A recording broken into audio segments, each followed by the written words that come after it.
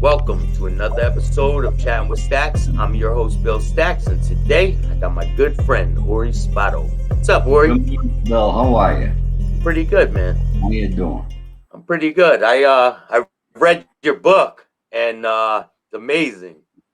Well, great. And I'm anxious to see what questions from the book that you said you were going to write down and you wanted to talk to me about. Yeah, there's a lot. There's a lot, man. So, Well, when you were growing up in Rome, did you get into like mischief there? Were you getting in trouble? all the time. Were A lot you of fights. A yeah. lot of fights. I used to break into houses. I used to go through the cellar window.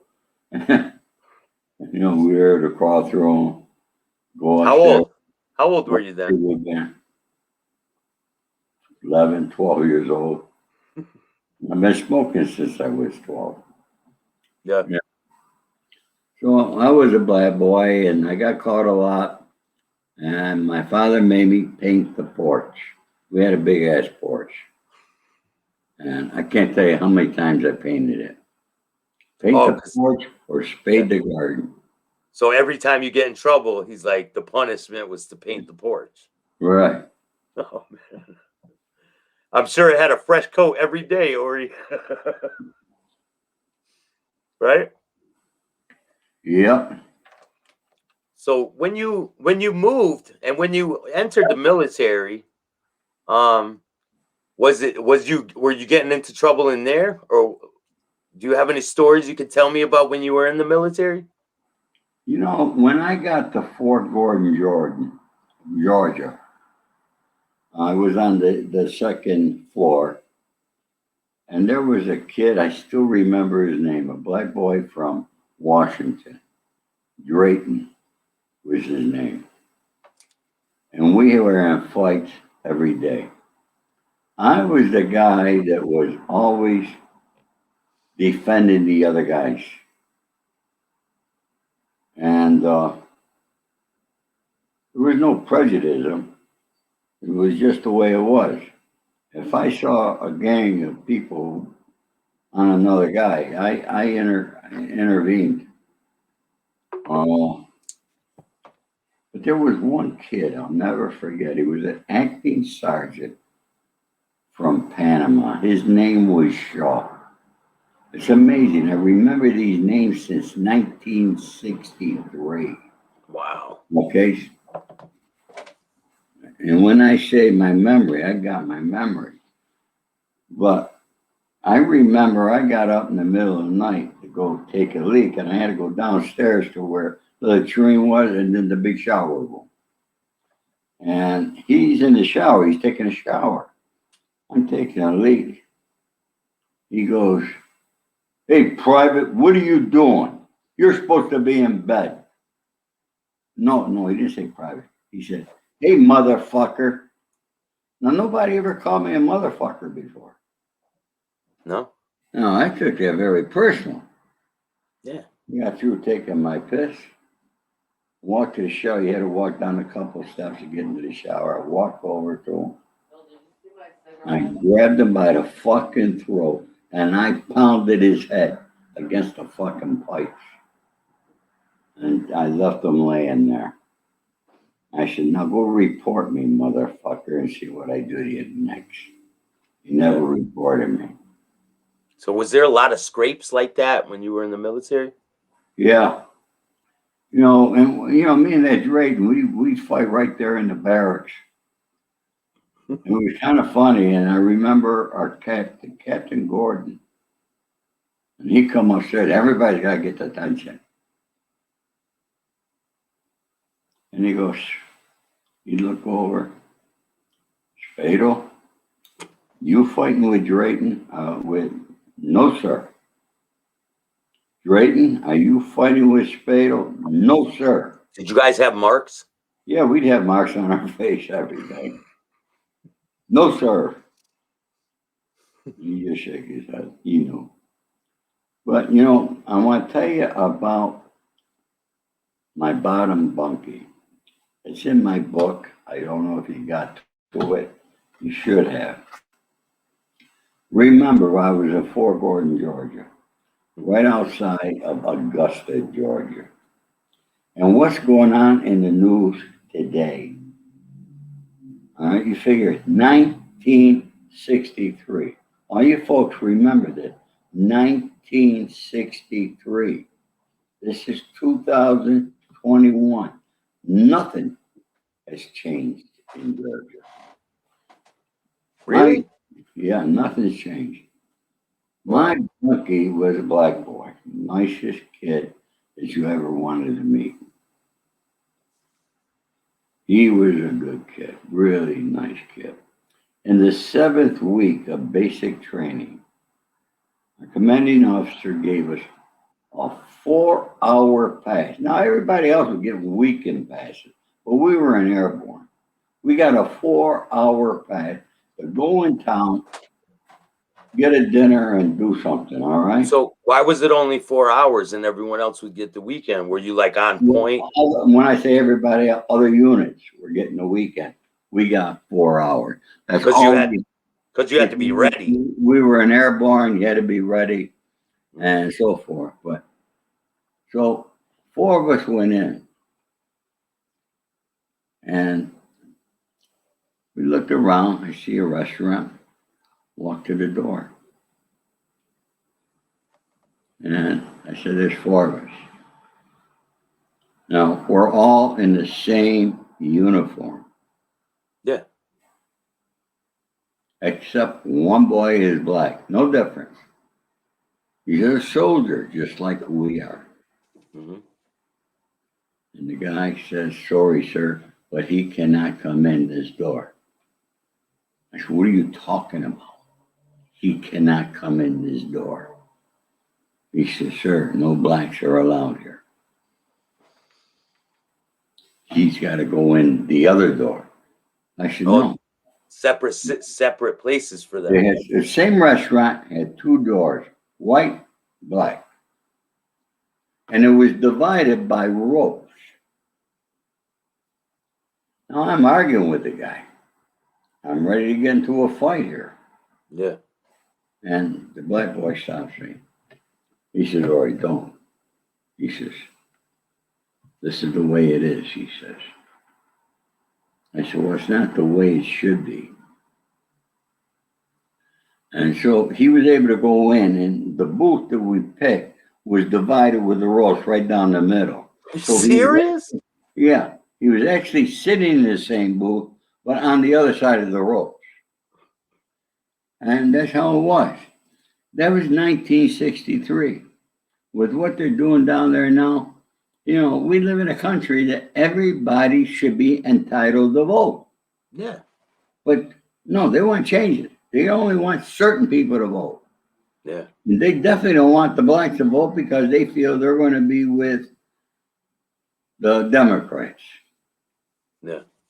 So did you experience a lot of racism when you were up in Rome? No. No, people weren't like that up north, right? I don't remember racism in New York City. Yeah. We grew up. That's the way it was. I mean, one of my friends in high school was another guy, real good gangster, Milton Searcy, sharp boy. We were friends. Mm-hmm. I mean, there was no racial thing, and we never thought of anything racial. Yeah. But I did not experience it or realize it till I got down to the South. So was there? I know this might be before your time, Ori, and forgive me if it is, but did you ever go to the Cotton Club? No. No. No. Did you go to was there different clubs? I used to go in Harlem. I used to go in Bedford-Stuy. Mm-hmm. Yeah, I've been there. I've been all those places. Have you met have you met any minority gangsters, meaning like African American? Yeah, I've met a lot of them. Is there any that you can name? Jimmy Henchman was a good friend of mine. All right. Jimmy Roseman, he's doing life in prison. Suge Knight.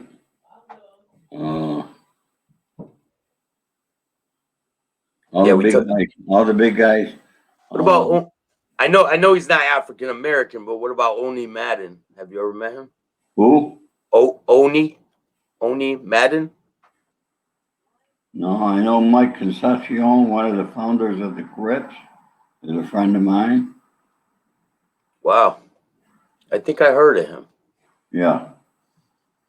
Yeah, Oni Madden was the part owner of the Cotton Club. No, no.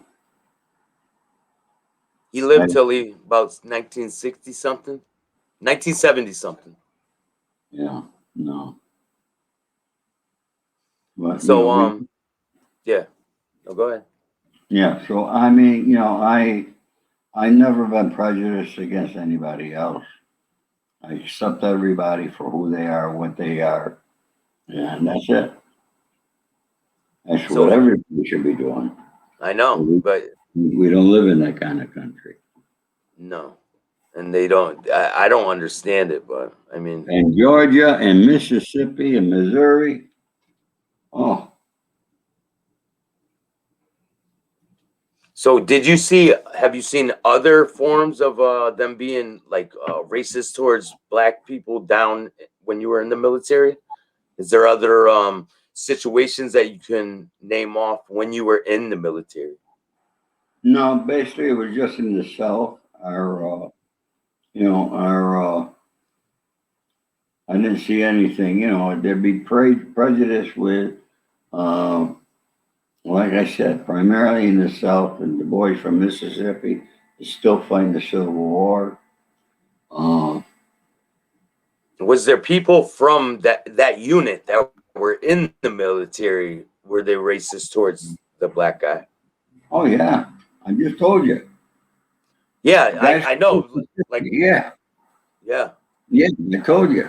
So he had to deal with it from everywhere, his own people and the people he's going out in Look, the and you streets. have to understand something, and I used to see in Beverly Hills. We don't see it no more.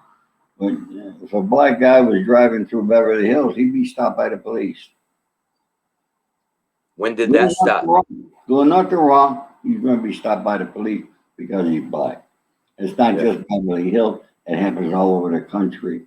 It's Not racial profiling. it's not getting better. It's actually getting worse. Yeah. There's a lot of bad stuff happening in this country right now. Yeah. And But I wanted to tell you, and the guy that was with us in the rush, his name was Armstrong. Nice kid. mhm. I wonder where these people are today. Have you met a lot? Was there other people that were into that kind of life in the military with you? What do you mean, into that life? That kind of life, like living on the edge and living dangerously, the way that you live. Oh, yeah. Like, is there people in there that you teamed up with? No, I've been a loner basically all my life. I mean, I had my friends. Mhm. I was a guy that people came to with problems in the military because I was a fighter. I helped people.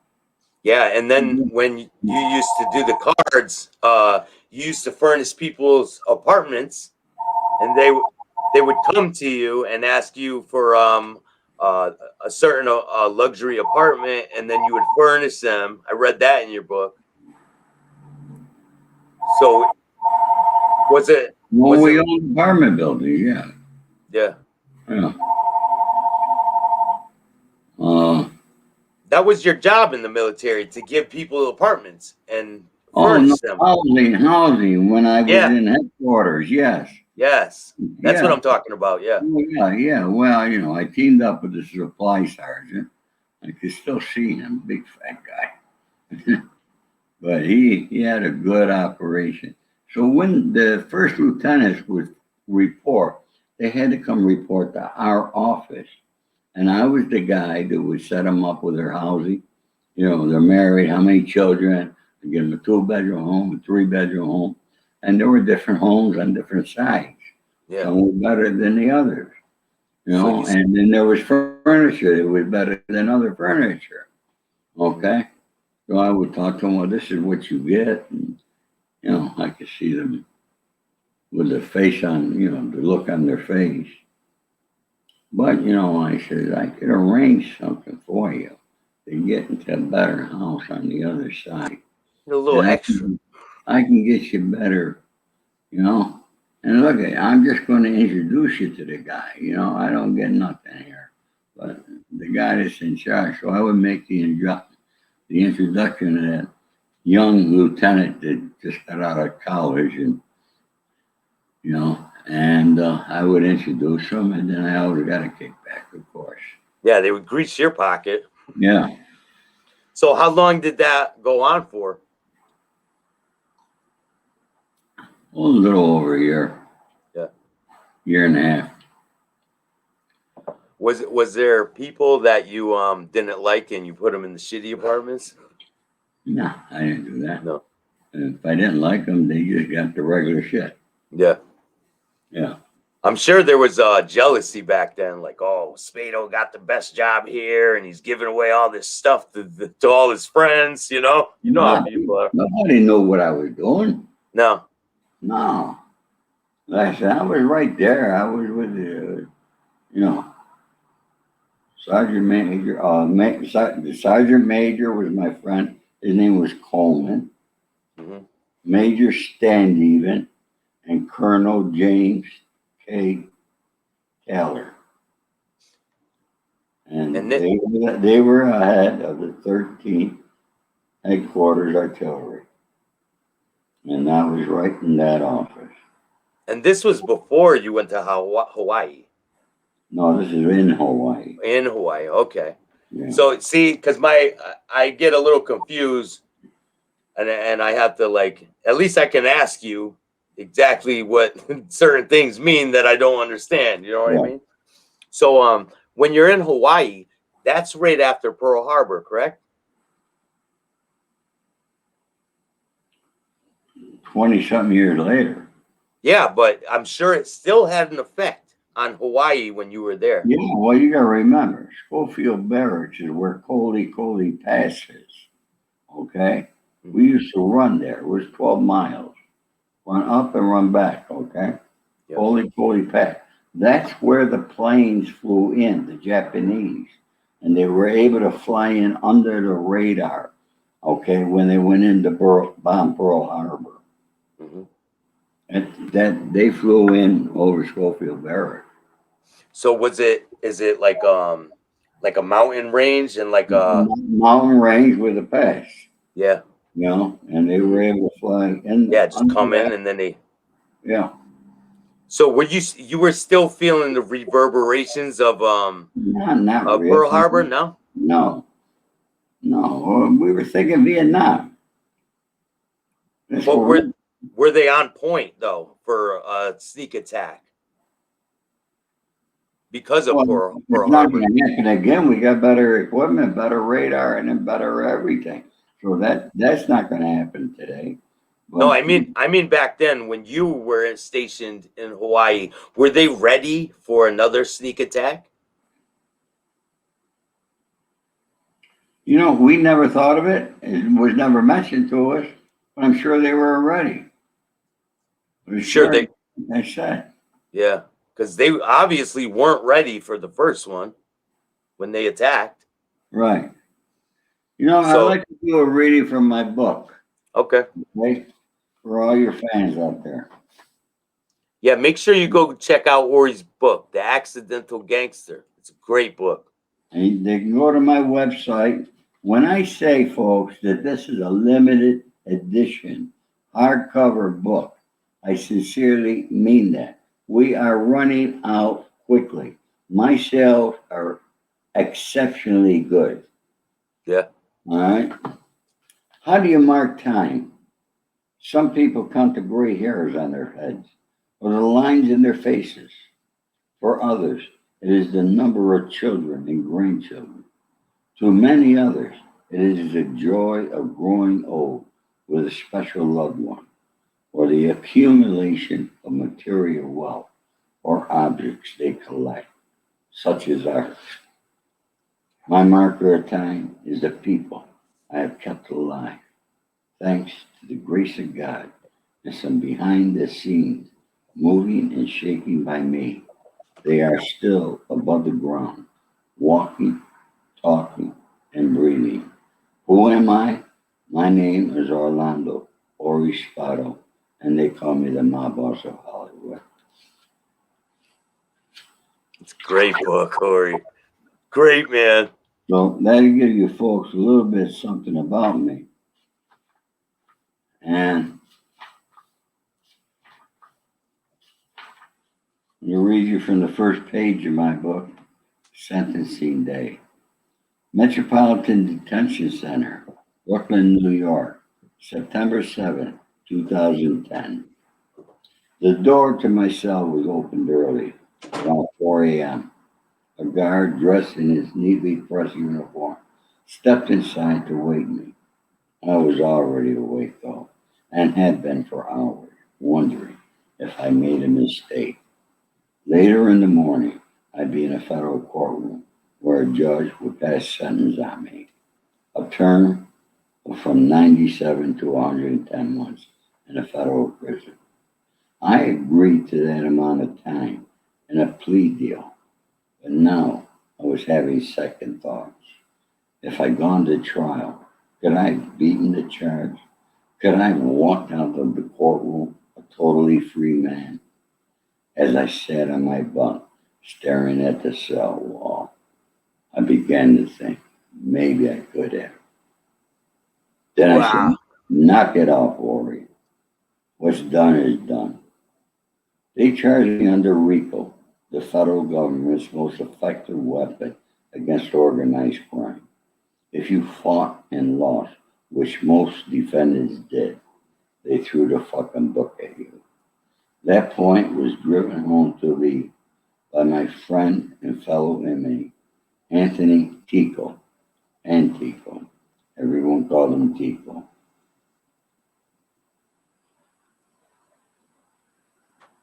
While we were in the courthouse bullpen area that day before I accepted the government's offer.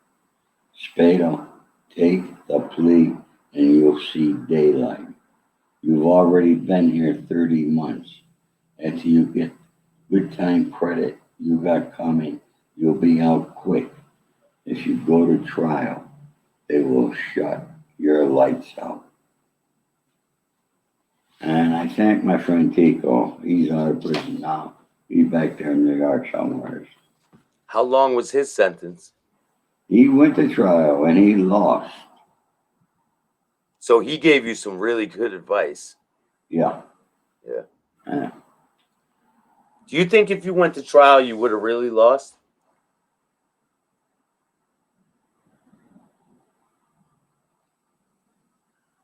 I think that I had a good chance. If my trial, as I tried, I wrote my own motions. If it would have gotten transferred to Los Angeles, where a jury of my peers is out here, if my jury, my peer, is not in Brooklyn, New York. Yeah. It's where you live, where you always operate. Yeah. And the two predicate acts they had me for both happened here in Los Angeles. That's so I knew all the lawyers out here, all the top shelf lawyers are all personal friends of mine. I could have had a dream team going to trial here. Yeah. Back in New York, I didn't know any lawyers. Would they not let you hire people from LA and bring them to New York? No, that would have been so costly. It would have been unbelievable. And I'm sure it costs you a lot of money anyway. It cost me money, but I had several court-appointed lawyers. They were good. Yeah. But you know what? What people don't realize, and they take their lawyer's orders, I don't. I read between the lines, because that lawyer just wants to get your case over, get his money, and go on to the next. Yeah. He doesn't. Doesn't really care about the outcome. I went through 4 lawyers back there. They nicknamed me the renegade client. The renegade client. Were you the kind of No, guy that would fire the lawyer right on the spot? I'm done. Get out of here. I did that right in the courtroom, I've done it too. right in front of the judge. Me too. All right, where the lawyer tried to get me to take the plea deal. And, you know, from day one until I got sentenced, they never, ever changed or lowered the plea offer they offered me. With other people, they did. With me, Yeah. they didn't. The first offer the is usually high, and then they knock it down. You're staying. No, never did with me. That's crazy. That's Never wild. did with me.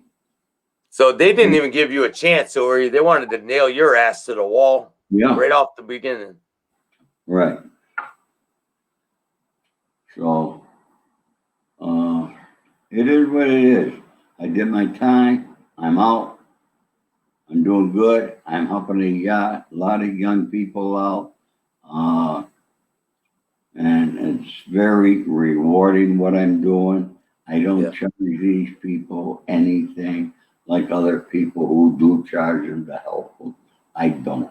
So if there's anybody out there that needs help from you, Ori, how can they get in touch with you?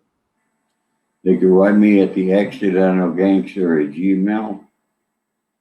Or they could go to my Instagram account, follow me on Instagram, and they could DM me there. It's the accidental gangster. I'll put a link. I'll put a link below for everyone out there. And I'd like everybody to please go to my website and subscribe. All right, there's quite a bit on there, and I'll be doing newsletters that I'll be sending out to you, that I'll be posting. So keep you folks up to date. And I have a YouTube channel, The Accidental Gangster. You can go there and see several videos that I do of keeping positive, how to communicate with people, how to hustle, and all the right things that you should be doing in life to become successful. I'm going to bring up a picture of your book right here so I could show people.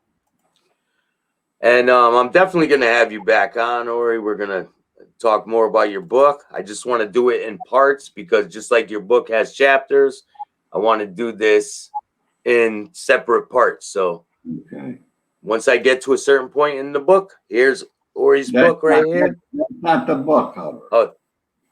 Oh, you got 2 books, Ori? Yeah. Oh, man. I didn't know that. This is the book cover. This is the book that you have. Yeah, I have the book. Where'd you get that picture from? That's the old book. I got that off the internet. This is the book. Okay, I got it right here. I got it right here, Ori. So the first book, what's the first book about, Ori? The first book's a lot of the same stuff, but this book has letters at the end of the book. There's a letter to Sonny Franchise. There's a letter to Michael Franchise. Some of my friends who have passed away, and my children, my ex-wife, and so forth.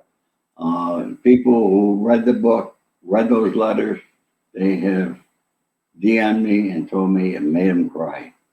Yeah. So, folks, it's like I posted, somebody wrote,